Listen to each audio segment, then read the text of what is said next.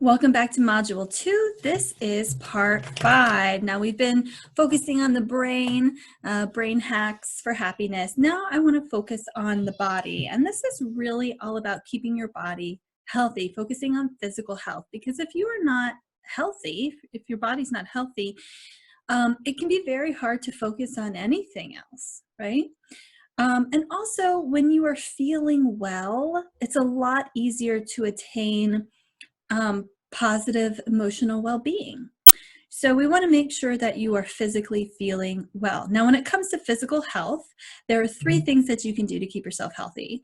And a lot of people can guess what the first 2 things are. I want to start today with nutrition, okay? Now, a lot of times you'll hear people talk about, having a good healthy diet, having good nutrition, and we all kind of go, yep, we need to do that, stay healthy. But I do want to shift your perspective on this a little bit. I like to think of food as preventative medicine. Now, let me explain what I mean by that. With our cars and our homes and things like that, we will often do preventative maintenance. So for example, with our cars, we'll take them in for oil changes regularly. If you don't do that, you might blow a head gasket. That's a very expensive repair. If you can even repair the car at all, you may have to just get rid of it, get a whole new one. It's a big old mess if you don't do that. So you do it regularly. The funny thing is we rarely talk about preventative maintenance for our bodies, for the vehicles, the one vehicle that we have for our life here on this planet that is going to stick with us, that you can't trade it in for another one, right? Like you can with a car.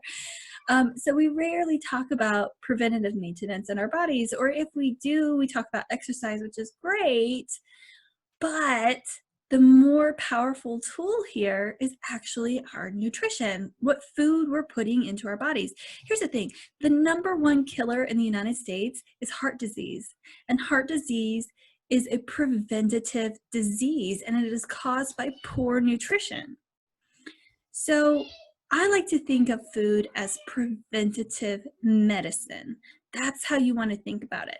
If you're driving your car around and you start hearing these weird noises, or it's acting funny or doing weird things, we don't wait for it to break and then go, deal with it retroactively. But with our bodies, we often do that. We'll get clues that something's wrong. We just kind of ignore it or accept it. And then something really bad goes wrong and we retroactively try to fix it.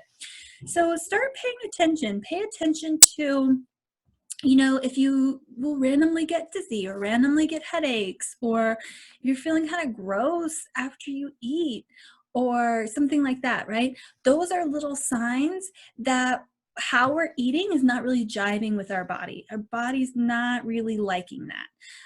And then there are things that you can do to experiment and see which foods your body really likes and which foods your body really doesn't like. I'm not going to get too far into this rabbit hole today because honestly, that could be a whole other program. So if you're noticing some of these things, if you're noticing these little signs from your body that something's not quite right, let me know in our call, in our one-on-one, and I will get you pointed in the right direction. Okay? Okay, so the second one is movement. So like I said, most people can guess what the first 2 are. You'll hear diet and exercise or fitness and nutrition. And that's absolutely true, but I put movement here because for me, this is more than just fitness or exercise, which is very important, but it is more than that. What I want you to keep in mind is that a lot of people in our country live very sedentary lives. They will spend extended hours sitting. And this can actually lead to something called sitting disease, which is as bad for you as smoking, all right? And what was even more shocking to me when I found this out was that even an hour of exercise can't counteract the bad effects. So let me break that down for you. Imagine there's someone who spends, 6 or more hours a day sitting, probably because of their job or school or whatever, but they go work out every day. So every single day they're at the gym actually working out. That hour of workout cannot counteract the bad effects of sitting for long periods of time, 6 or more hours. It's about getting up and moving around. If you spend that time sitting, your muscles actually start to atrophy, and other things as well. So this is about continuously moving. So if you're in a position where you're going to be sitting for a long amount, a long time, you know that, go ahead and set an alarm for yourself. Every hour, get up and move for 5 minutes in any way at all, and you'll be better off for it. It's a simple thing, but it is so important for the health of your body. So yes, diet and exercise. Yes, nutrition and fitness. But I really want you to think about this even more than that. I want you to think of it as preventative medicine and just keep your body moving. Okay? All right, so like I said, most people can guess the first two. Most people don't know about the third one. And the third one is just as important as the first two. And the third one is sleep. Now, we already talked about sleep a little bit earlier, but I want to get into it a little bit more here because sleep really has a huge impact on the physical health of our bodies. So these are some facts about being sleep deprived, okay? When you are sleep deprived while driving, it is as dangerous as driving while drunk. A person who is sleep deprived is less likely to be satisfied with their job, with school, with anything that they're working on. When you're sleep deprived, your immune system suffers. You're more likely to get sick if you're sleep deprived. And if you're sleep deprived, sleep deprivation has been known to lead to depression, anxiety, and even suicide. Okay? So as you know, this whole module is focused on how to live a fulfilling life. Say that 10 times fast. And it's about helping you to feel happier in your life. And the thing is, if you are sleep deprived, you cannot feel happy, right? You are going to be less satisfied with your circumstances. You might even feel depressed or anxious, okay? So just keeping a good sleep habit, a sleep routine, a sleep schedule is a great way to improve your happiness, all right? Now, let's get into the details about how to do that. This right here is the National Sleep Foundation sleep duration recommendation, all right? I love talking about this with people because most people don't realize, first of all, they don't realize how important sleep is, and they don't realize what it takes to make sure that you have good sleep habits. Most people are aware of the general, like 8 hours, you gotta have 8 hours of sleep. The thing is, adults need about 8 hours, 7. I've seen 6 to 8, this here says 7 to 9. That's what adults need. But most adults know that young children need more like 10 to 12 hours of sleep.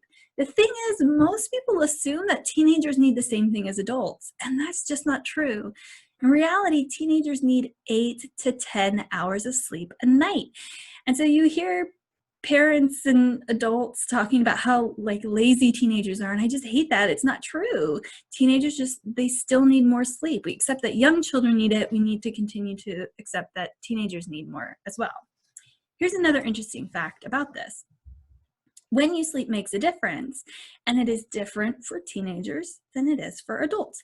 So adults start producing melatonin at around 9 p.m. at night, and there's actually an ideal window for falling asleep, and that's 9 to 11. So after 11, then the body goes, oh, okay, we're staying awake now, and it wakes back up, and it can be hard to get to sleep after that. Here's the thing. It's different for teens. The American Academy of Pediatrics tells us that when we hit puberty, our sleep-wake cycles shift up to 2 hours later. It's harder for teens to get to sleep before 11 o'clock at night, and it's hard for them to wake up early in the morning as well. So, waking up at 7 o'clock in the morning for a teenager is like an adult waking up at 5 o'clock in the morning. It's really hard, okay? So you start producing melatonin around 11 p.m. at night. The ideal go-to-sleep window for teens is 11 to 1. And it doesn't shift back until around 20 years old. Okay, so let's think about this. Let's put all of this together. The ideal fall asleep time is sometime between 11 and 1, and a teen needs 8 to 10 hours of sleep.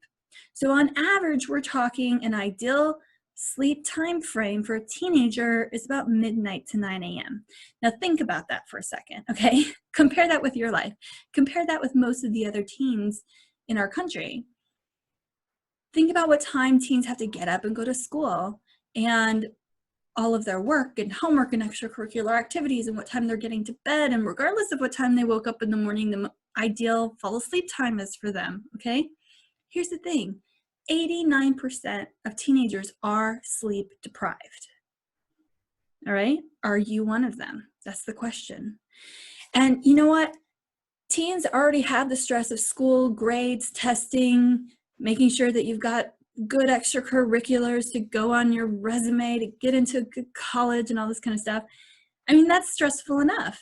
And then you add being sleep deprived on top of it, pretty much guaranteeing that you can't be satisfied with school, almost guaranteeing that you're going to be anxious, right? So here's what I want you to take away from this.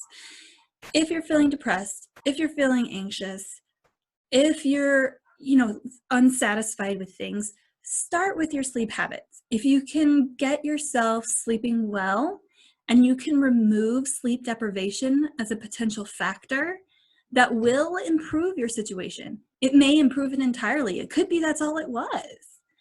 But it will at least improve it a little bit and take away a contributing factor, and then you can work on other things that might be going on leading to these feelings, okay?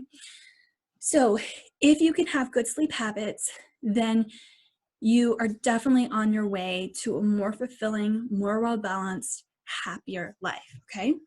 Now, a quick little note I do want to point out here is that regular sleep times are best.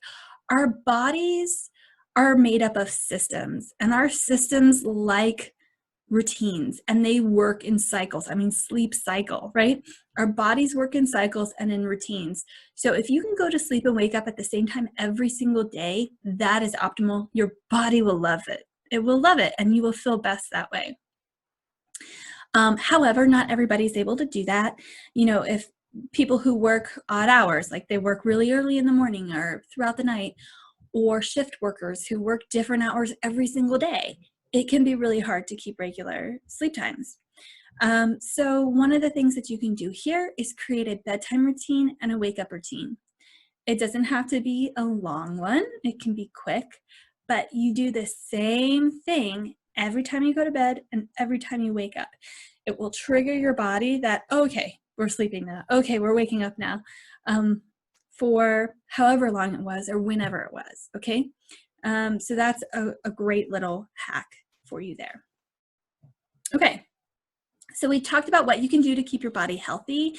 If you're feeling good, it's just a lot easier to live a happy, healthy, fulfilled life. And that's what you can do to keep your body feeling good, okay? That's the end of this part. There's one more. I will see you there.